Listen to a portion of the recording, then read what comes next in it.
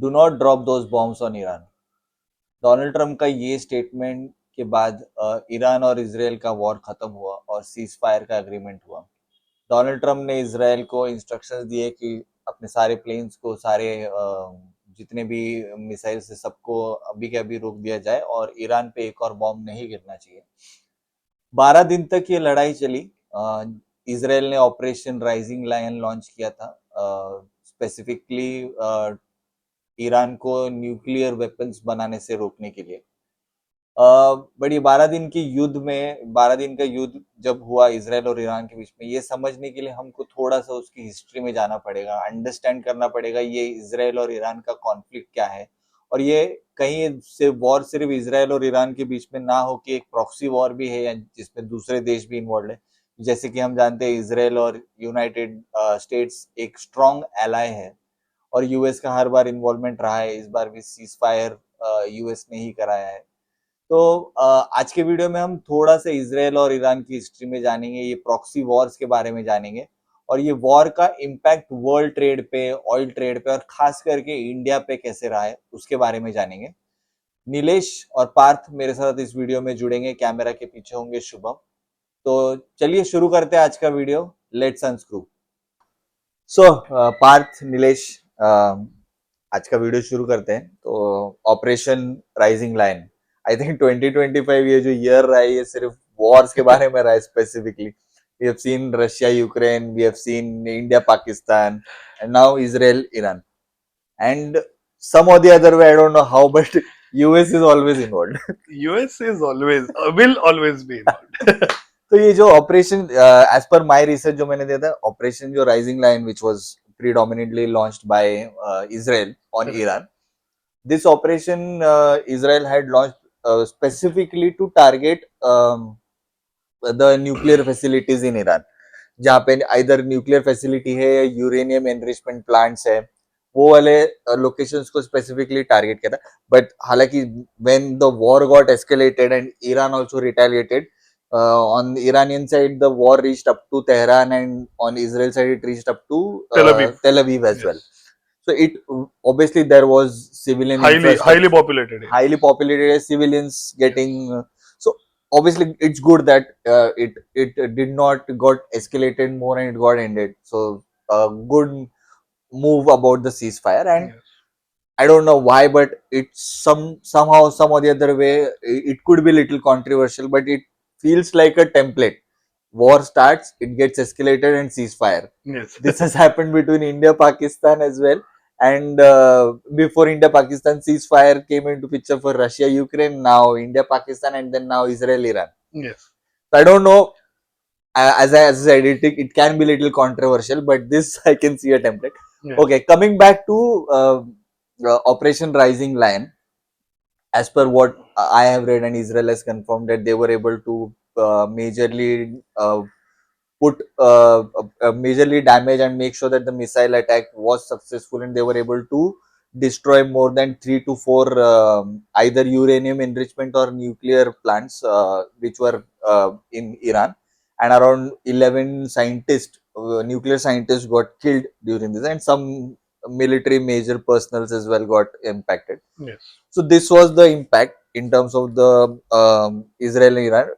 For the first time, we saw that Iran also declared it as an act of war and retaliated through military, because Iran has always been either fighting a proxy war, as predominantly not fought with Israel as a direct head-to-head war. Of course, because see, you have to understand one thing from Iran's perspective also, because it was a direct attack on their territory. Correct. So no country will, I think, will tolerate, or tolerate is a different kind of a word. But yes, of course, if any country is hitting a country's territory, it will be an act of war. But in terms, sorry, Yeah. but in terms of if we talk about the specific to about the nuclear weaponization, Correct. Iran has already signed a non-proliferation treaty in 1968. Correct. If just for the sake of audience, if you are not aware about the non-proliferation treaty, it was signed between multiple nations. Iran also signed that particular treaty, wherein the treaty says. Let me just Yeah. come in here. just to give a brief about the NPT, the Hmm. Non-Proliferation Treaty, is because after World War II and the world saw the horrors of Hiroshima and Nagasaki. Nagasaki. And what happened is there were majorly two countries, that is USA and USSR, former USSR, now Russia, which had a nuclear stockpile. Correct.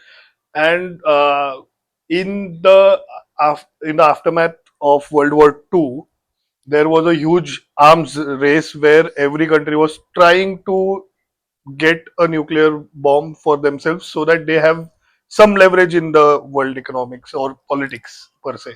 So that's why the United Nations or all the countries came together, because if it would have proliferated more, or we have saw only two bombs in Japan and the horrors that it had Correct. created Till date. till date. If at all each and every country gets a nuclear bomb, it would have been a very dangerous situation for the world peace. So So that that's why this treaty came, and it was open to everyone. correct. Whoever wanted to sign, they could sign, and it was kind of a guarantee that yes, we will not, you know, Hmm. create more nuclear More. bombs. So yeah, Means the member and he was Iran has already signed, right? Then according to that treaty, they're supposed to not create such enhancement in bombs, we can say. so here Yes. I will give you a little brief history, because most of the time whatever questions we have, the answer lies in the history. So if we go into Iran's history, okay, now if we talk about Iran specifically, Iran was basically a not a base. It right now it is obviously a Shia dominant country. It is a Islamic country, but it was not always a Islamic country. Uh, Previous to the Ayatollah regime started, it was, I think it was approximately in 1979. There was also the Shah rule in Iran, okay, wherein there was a Shah which was used to rule Iran, and that was for almost, like, I think more than 2.5 decades, which was basically a very close. Iran was a very close ally of US at that time, and the deal was simple. Iran used to provide oil to US, and US in barter used to provide all other facilities to Iran. If we talk about the non-proliferation treaty, it is a very ironic period. In 1968, the non-proliferation treaty was signed, and just a year before, in 1967, US had gifted a nuclear reactor plant, which could generate, I think more than, I don't know the number, but it was basically for power generation. A Yes. nuclear reactor was US had gifted to Iran and was established, and it was 1967. And in 1968, they made sure that Iran signs a treaty that Yes. this nuclear reactor and Iran will not develop any other nuclear weapons. This was in 1968. In 1979, 78, 79, Islamic revolution came into picture, and the Ayatollah became the supreme leader of Iran. Ayatollah basically means supreme leader. So Ayatollah came into picture. The Shahs were gone, and Ayatollah came into picture. And after that, it has always been a Islamic state. Iran has, after becoming a Islamic state, it it was no more US ally, and there was differences between US and Iran, and there were a lot of sanctions which US Because had. I would just like to add one thing, because the Iranian revolution that we are all talking about, the shift of regime, it was based on the premise that the Shah of Iran is a puppet of Of the US West, US or the West. So that's why the current regime that you see, it has come into picture because of. basically because of all the I must say all the Western influence that was Correct. there on Iran, and you would be very surprised to see the Iran of the 60s and It was completely mid. different. You would really confuse it with a To country like France or something. correct. So It was a completely different culture over there. And I think somewhere down the line, I would not say religious hardliners, but yes, some fundamentalists thought that the Iranian way of life was jeopardized because Iran was highly westernized at that time. Correct. And everybody, And so the current regime that we see in Iran, that is based basically on the premise that Western influence should not come to Iran. and in fact, you will not believe right now, Israel and Iran war was predominantly because Iran was developing uranium, enriching uranium, and was trying to make nuclear weapons. There was a time during this Islamic revolution wherein the nuclear reactor which Iran already had was basically been not used is and was said that this is something that it is a Western thing and we do not want any Yes. kind of Western things in India. So the reactor was basically lying unused for a period. But came into 1980s, Iran was isolated. Lot of sanctions from other countries which basically whatever at that time as well, US was one of the superpower, and US had basically put on a lot of sanctions on Iran. And other countries also had disputes because of the way the Islamic revolution happened. And I think it was 1980 when Iran also got into war with Iraq, which went for a period of almost 8 years, from 1980 to 1988. And this war, Iran never expected that a country like a small country geographically, Iraq will probably give them so much of fight back. So this war, which Iran had underestimated, went for 8 long years. And at that time, though there was no solution to that war, nobody won that war. But there was a humongous amount of damage on both sides, Iran and Iraq. And Iran at that time saw a lot of devastation. And since they were isolated, what they decided is that now we have to safeguard ourselves. We need to make sure that we become a nuclear state. But in 1968, they had already signed the Treaty of Non-Proliferation. And when you sign that treaty, no other country which basically has nuclear weapon can support in developing a nuclear weapon in Iran. Correct. But there was one country, again our loving neighbors, Pakistan, who had not signed that treaty and offered a help. So there was a nuclear scientist. I'm not able to recollect the name, but that nuclear scientist helped Iran in building the centrifuges. Centrifuges is basically is a key thing wherein which is required to make sure that the you basically make the enriched uranium into a bomb. Okay. So I'll not get into the physics. If you want, I can recommend you a separate video which can explain you that.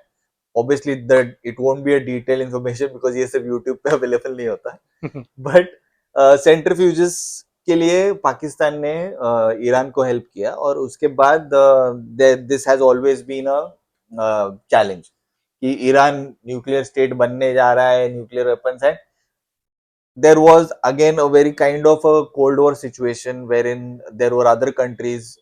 If P5 plus one, wherein P5 is basically P5 plus one is UK, China, US, and other some major dominantly nuclear holding P5 stands for permanent. permanent members of the Security Council that the United Nations Correct. has, and plus one is Germany. Germany. So P5 and P5 plus one, which was basically a United Nations formed committee. So you are talking about the JCPOA now. JCPOA now, correct.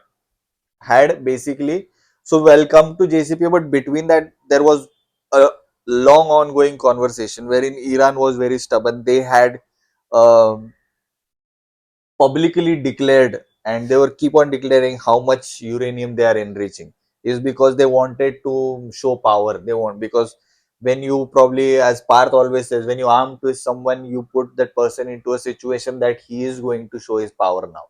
So Iran was doing that.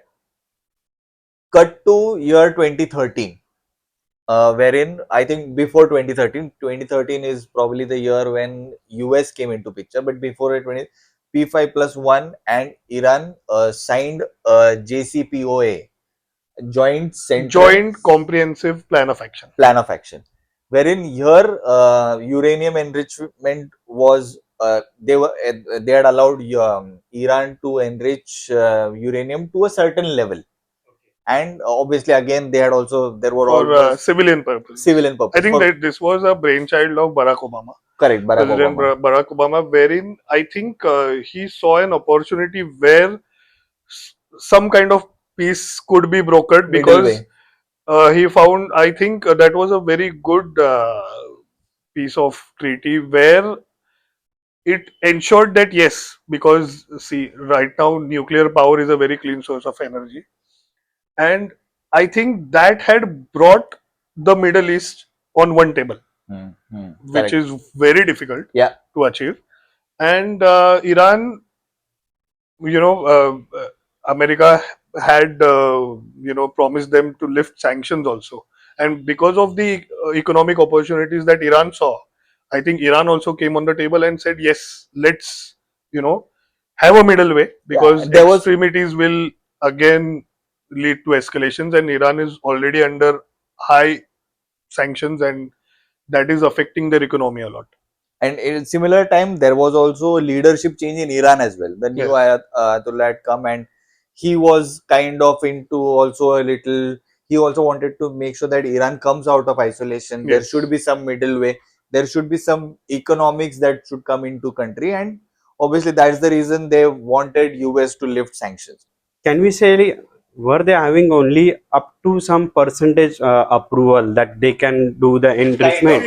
Kind of. No, as per our information, they almost done 60% enhancement or research in that, right? So means I just wanted to know what is their stand as of now on that treaty. See, to have a very clear stand, because these are highly sensitive and highly strategically, these are kept at a very secretive level by every government. But see, if we talk about nuclear enrichment for civilian purpose, that is to create power and energy, electricity, I think 3 to 7% of nuclear enrichment is good enough for civilian purposes. Correct. So now, if Iran is claiming that it has reached up till 60% uranium enrichment, and mind you, for creating a nuclear bomb, you need up till 90% of nuclear enrichment. So if that answers your question, yes, they are, because see, you have to understand the bigger picture over here. But sorry to interrupt, but the story doesn't end here. Yes. For your information, this was in 2013 when Barack Obama was the president of United States, wherein both the parties were trying to find a middle way, and they had to some or the other way they had tried to reach to that middle way by signing the JCPOA. Then comes the year 2016. Our everybody's favorite president Donald J. Trump comes into picture, and before even getting elected, during his campaign days, he had clearly said is that the first priority that I have is to make sure that this. I'll not use the terms exactly, but he wanted to make. He said that I'll make sure that this deal gets cancelled, and I'll sign off from this deal. And that's what he did in 2018. He called off that particular deal with Iran, and again the entire effort that was put in by P5+1 and other countries and Barack Obama came down the drain. And again, Iran, you cannot have anything which is related to nuclear weapons, any kind of support from US, and again sanctions were implemented on Iran. So घूम फिर के कहानी वापस जब Donald Trump president बने तो 2018 में वापस जाके वहां बनी. अब यहाँ पर दूसरे बाजू को भी समझना जरूरी है, विच इज इजराइल. अब इजराइल का हिस्ट्री ऐसा रहा है कि Israel predominantly is a Jewish country which never had their country of own, but Jewish people being so powerful and so influential, they some or the other way made sure that they get this particular piece of land. Mind you, if we go back a lot into history, और मैं उतना history में जाऊंगा नहीं, but mind you, I'll tell you at that time also the Jews had actually purchased lands. जैसे हम यहाँ पे इंडिया में खरीदते हैं ना, मैंने 1 एकड़ जमीन खरीदा, 5-10 गुंठा जमीन खरीदा, वैसे एक्चुअली जूस को सबको एक साथ लाके वहां पर जमीन खरीदी गई थी. But obviously it was, there are Arabic nations which are near, और वो जो इजराइल अभी जहां पर है वहां पर भी काफी अरब्स रहते थे.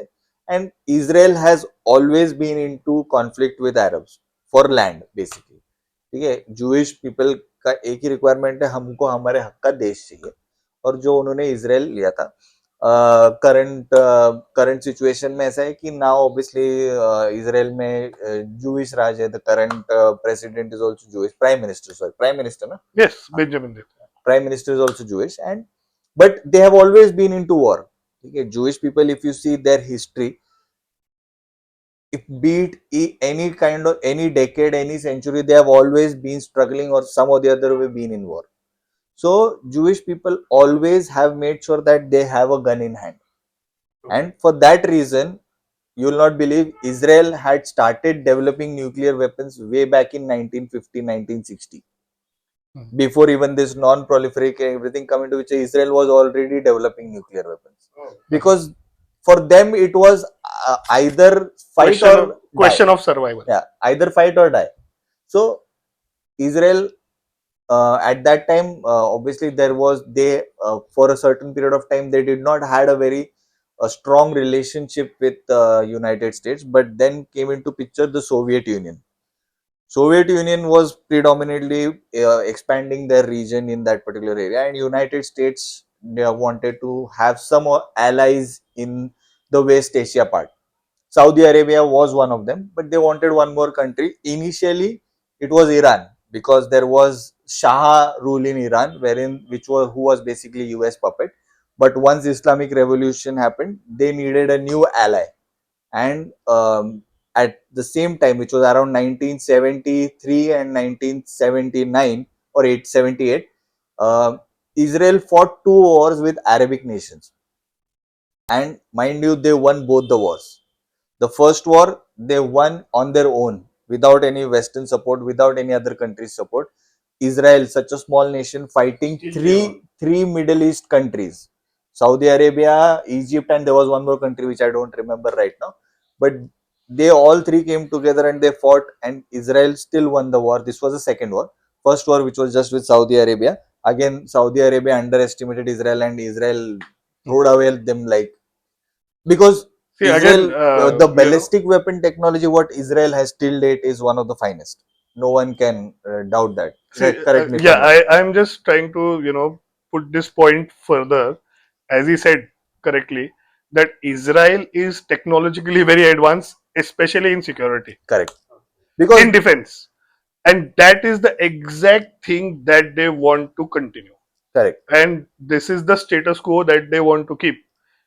Because if any other power in West Asia becomes a atomic power, that will tip the scale back towards Iran, and there will be a certain kind of a equilibrium that will be established that Israel does not want, because right now Israel is in such a position that it can dictate some terms because it has that much defense technology. Firepower, yes. They have that much firepower. They have the Western might with them also, Correct. because But we already saw that America had directly sent its bomber aircrafts into Iran to bomb their sites. So that is the status quo that they want to maintain in the Middle East. That yes, Israel will always remain a higher technologically, higher, more developed technologically than the other countries in the neighborhood. So yeah. So coming back to Israel-US ally that happened, when US saw that Israel fought a battle with Arab and won that battle hands down, okay, using their firepower technology which they had at that time. I'm talking about 1973. US was like, "अरे ये तो मेरा भाई है." Is just like me, and that's what the kind of ally that want. And hence US at that time also, Mind you, the second war where when the Arab nations again attacked Israel, the second war, US fought with Israel shoulder to shoulder, and at that time also US had provided all the military equipment which they had, the tanks and everything. And again, obviously they won that war as well. And post that, I think Israel proved that he is the, probably, if you talk about defense, if you talk about military equipment, you talk about missiles, you talk about nuclear weapons, Israel is the king in that particular area. And that's they is proven time to time. So US has a very strong relationship with Israel, and it has been since back 1976, 19 till 2025. They have a very long-standing relationship. In terms of Israel, they also have, it's a good thing to have an ally like United States, a good relationship there. So here now, one mistake that Iran did was fighting proxy wars in that region. Hamas, Hezbollah, Yahudis, all these militant organizations, all these were backed by Iran. Iran provided them money, Iran provided them whatever weapons that was required. What happened is that Iran, since if you see geographically, Iran and Israel are around 22, more than 2,000 kilometers away from each other. If Iran has to do anything, Iran said that the militant groups which are there, which is Hamas and Yahudis, these are close proximity to Israel. Let me fund them, and they will fight my war. So this was a proxy war which Iran did. Now, what Israel is also saying to the world is that if Iran becomes a nuclear weapon country, and if these nuclear weapons are handed over to these militant organizations, Hamas and Yahudis, they could probably use it in a wrong way, and the situation could go out of control. You won't be able to control the situation, because if you can control a country, you can control a government, but you cannot control a terrorist or a militant organization. So that's what the Israel's point is. That's the reason they have been, on global level, have been saying that they do not want Iran to develop nuclear weapons. Behind the scenes could be a scenario is different, wherein they do not want any other country to become more powerful than them in that particular. And we saw that Iran is doing continuous enrichment on that power, and aside they are saying that they wanted to withdraw from that contract, which treaty. So that's a little bit tricky picture. Means people wanted to know what is exactly their stand on that treaty right now. See, I think, you know, Joint Comprehensive Plan of Action was a very good Treaty. treaty, which could have, which I think should have been continued to ensure certain amount of peace in that region. Because that was a treaty where, there was agreement between both parties that yes, we will uplift your economic sanctions, and in for that you will stop your nuclear enrichment. Correct. Now, what the Trump administration is claiming is that behind the behind the curtains, Iran is still continuing, even if they have signed the treaty. That is a different thing. But I think continuation of this treaty would have helped in maintaining certain amount of peace in the region. I guess that IAEA. Because what happens is, whenever, see, right now Iran is in a very compromised situation where it is already under heavy economic sanctions. It has no economic prospects other than China or Russia, which are trading with them, and they have huge oil resources. you know Big markets like India are also not trading with them because of these heavy sanctions. So what has happened here is, now they are also trying to come in the picture that yes, if you twist our arm in certain way, we will do certain things. And then it is, And that's why it is getting escalated. and then also comes into picture China. Correct. Yeah, absolutely. Because yes, China is trading with them. So yes, certain amount of economy is getting boosted, but it is not up till the potential that they have and the oil reserves that they have, Alright, correct. and that's why you can see a lot of internal unrest Hmm. where Iran is seeing huge amount of protests Hmm. inside their country, and that is also making the current Iranian administration very nervous Yes. because of lack of economic prospects. The local people are going against the current There is unrest over administration. there as well. So these are a lot of complicated things, and we also talked about the proxy wars and local militias.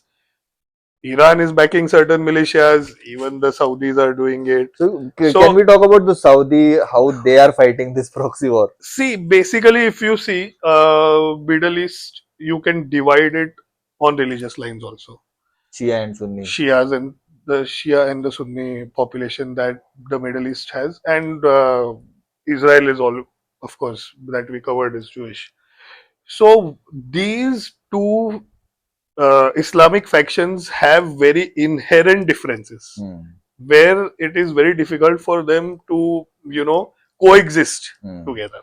So there will always be a conflict between them, and what is happening is that this is creating a theater of war where two blocks have been created, which every any theater of war of outside power will try to gain its influence so that it can enhance its own influence, and it can enhance its own interest in that region. Correct.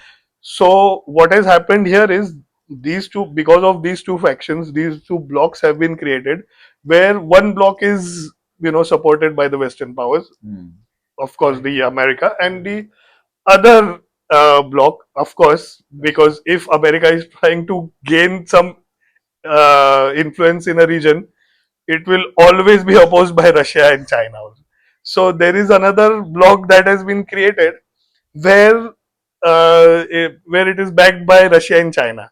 So now what is happening is these three, four major powers are playing their game of chess in this particular geographical area, and that's why it is creating a huge amount of unrest, because both these blocks, both these powers have huge military technologies Hmm. which they are providing to these countries, which eventually they are using it against each other, and creation of these two blocks is impacting the world economy also, world trade, Hmm. and especially a country like India also, where we are very diplomatic tightrope, Hmm. where because we are always have been a non-aligned country, Neutral. where we have been always neutral, and we have interests with both. Correct. We have interests with Russia, we have interests with America, and it is becoming a very tightrope situation for India, where it cannot take a complete one side, Stand. one stand that yes, we will, and both the blocks are trying to pressurize India, because India being a always India has been a neutral uh, what to say, a neutral Party. party in every conflict. It is in the interest of that bloc that India supports them, Hmm. because India has a big leverage Hmm. in the world geopolitics. So that is very interesting to see how India, because just to give a brief, having good relations with Iran is very important for India. India's geopolitics and even in India's economics, Why is that? Because of because I think the road yes, I think connectivity and yes, everything. I think this will be a food for thought for our next video, because we have covered in this video we have covered all the Middle Eastern power blocks, and history has been covered also, and we have taken some religious aspects also in this. So now I think the next video, I think there will be a very deep conversation and analysis about how India, Hmm. and I think we should because we are covering this topic because of the Iran and Israel war, we can have a see, this is the basics of geopolitics remain the same. We can cover this in the sense of Russia-Ukraine war as well, Yes, I and was. uh, even the current situation. So I think the next video that we will have, we will come up with what such wars and escalations have an impact on the Indian diplomacy, and how till date India has, maneuvered through such situations. So Played it smart. played it smart. So One question I have, if we talk yes, about since this video is particularly about Israel and Iran, yes. if you put Israel on one table and Iran on one table, who would be on whose side? I know with Israel we predominantly have United States, Yes. we Oh, predominantly have the NATO countries yes. because it is one of the major non-NATO ally. Absolutely. So it would be United Kingdom, the European countries. It would be United States for sure on the Israel Absolutely. side. Saudi Arabia. See, you have to understand one thing. Even though Israel and Saudi Arabia are also not on very big terms Hmm, historically, if you see, they have but fought wars between. but today they have found a common enemy in the face of Iran. Iran. So yes, if Iran is in picture, Saudi Arabia will, and all on the Arabic world will definitely take the side of Okay, Israel. and who else? India has all been neutral, so India we will keep it on in Yes, center. absolutely. But who else is on Israel's side? Israel, I think Israel has America with its side, NATO, and NATO NATO, countries, and the Western bloc is definitely with Israel and Saudi. and Saudi Arabia as well. And I think with Iran, if you see, Russia and China Hmm. have, you know, they have influence over Iran. Because yes, because as I mentioned earlier, in if there is a theater of war in any geography of the world, there are always two blocks that have been created, and then there will be created, because eventually these one superpower and one former superpower Hmm. will always be in loggerheads of each other. वो दुश्मन का दुश्मन Yes, दोस्त. yes. So अगर कोई locally किसी को अगर आप किसी को अगर सपोर्ट कर रहे हो, तो कोई दूसरा आएगा ही जो आपके ऑपोजिट पार्टी को सपोर्ट करेगा. That is So, the in politics. terms of the supported countries, again, Iran only has predominantly China and Russia. Yes. Behind the books, we don't know, but officially, we know that China and Russia have always been supporting Iran. And wherein, if you talk about Israel, they predominantly United States and the NATO countries, the entire Western Bloc, and Saudi Arabia. Yes. So, here we would be ending today's video. Obviously, there is a lot to talk about, but we precisely have kept it as brief as possible. If there is anything that you think that we missed out or we should cover, definitely put that in the comment section and we will try and inculcate that in the next video. Thank you so much for watching today's video. Let's unscrew.